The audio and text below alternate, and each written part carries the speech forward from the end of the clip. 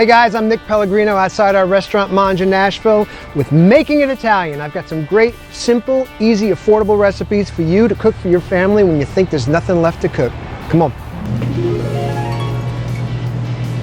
Hey guys, welcome. We're back again with another episode, and today we're going to talk about summertime. Summer's here and the time is right for a Panzanella salad.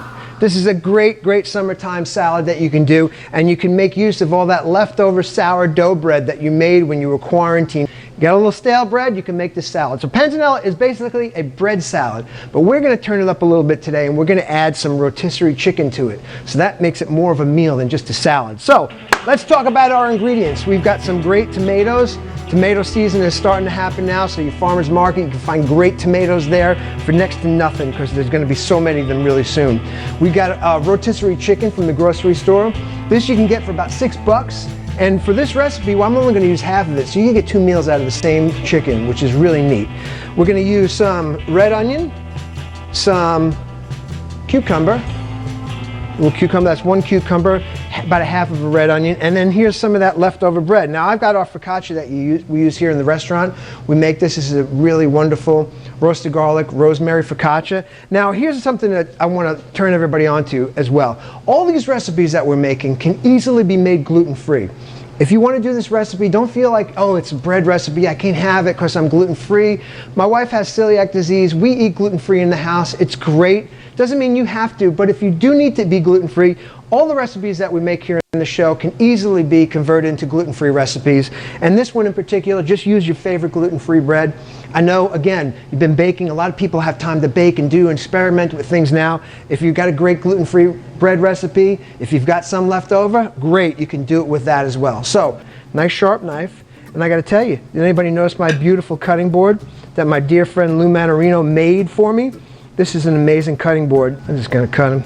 I like wedges. I like little quarters like this. That's neat. Even if it's not a perfect tomato, with all the other ingredients and the dressing, very simple vinaigrette that we're going to use with them, it's really going to make all the juices come out of these tomatoes and better than they actually are in real life. So let's get all that stuff cut up like this. We cut everything else ahead of time just to save ourselves a little time. I'm going to put that tomato aside, might not even use it today. So first thing we're going to do is about a 1/4 cup of red wine vinegar. We're going to put it in a big mixing bowl like this. We're going to make our vinaigrette first. And this is about a 1/2 cup of extra virgin olive oil. I always like to make my dressings 2-to-1, 3-to-1, 2 oil, maybe 1 vinegar or whatever acid that you're going to use. I'm going to get a little salt and pepper in here. And then we're going to whisk that together. Make our little emulsion there. Look at that, how quickly that came together.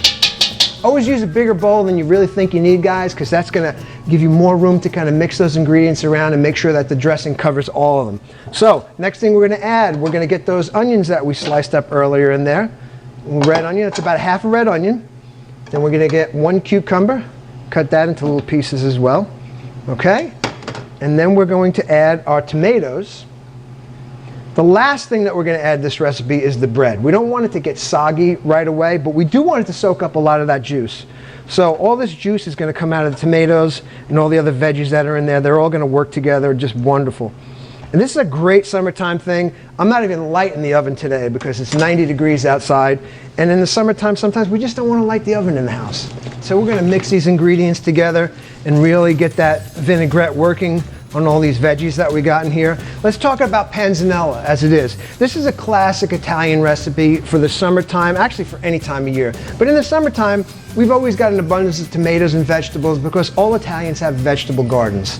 My grandfather had a garden in the yard. We had tomatoes all summer long. Zucchini, cucumber, whatever you might grow, that's what wound up on our table. And that's how Italians are. And here's a really great thing about Italian folks as well.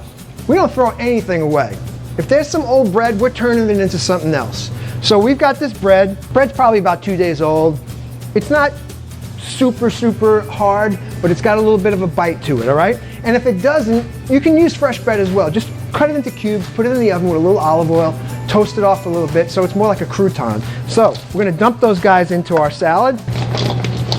So what's happening right now is all of those juices that came out of those onions and those tomatoes and the cucumber, they're all going to coat those bread pieces in there. See how they're starting to get a nice little shine on them? Okay? And then we're gonna tear some fresh basil in here. And if you got a little basil garden in the yard, great, with some fresh herbs. I got some fresh parsley as well in here. And throw whatever you like in there. Mint is really good in this too in the summertime. Mint is already taken over your garden if it hasn't already. So let's get some of that, toss that around. Oh, so right now, man, that for me smells like summertime right there. That is just so cool.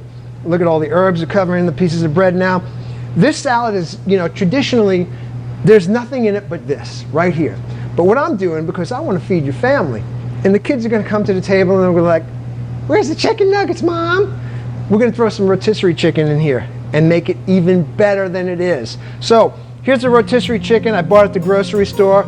These might cost like $6 maybe. I'm only using half of it for this recipe, so you can actually pull 2 meals out of this one chicken if you want to. Tore up some chicken pieces. That's always a lot of fun. Just tear it to pieces. You don't want them too small. You don't want them to all really fall apart. You want to know you're getting a piece of chicken. Let's toss that all up as well. Oh yeah. Now that is looking just beautiful. I'm going to hit it with just a little bit of sea salt and a tiny bit of pepper. And that is just about done, kids. So here's the best tip for this particular salad. You could take it right now and serve it, bring it to the table. This is going to be so much better if you let it sit for about 15 or 20 minutes and get room temperature and let those flavors really, really marry together. That's when the magic is going to happen with this particular recipe. So let's get this all out onto this platter right here. And everything is just coming together perfectly. Look at that. All right, and it's time to taste it. We let enough time go by for all those flavors to marry together. Let's see if we can get a little bit of everything on one forkful and jam it in my pie hole here. All right, we got some bread. Let's get some tomato. Oh yeah, look at that. I got it all.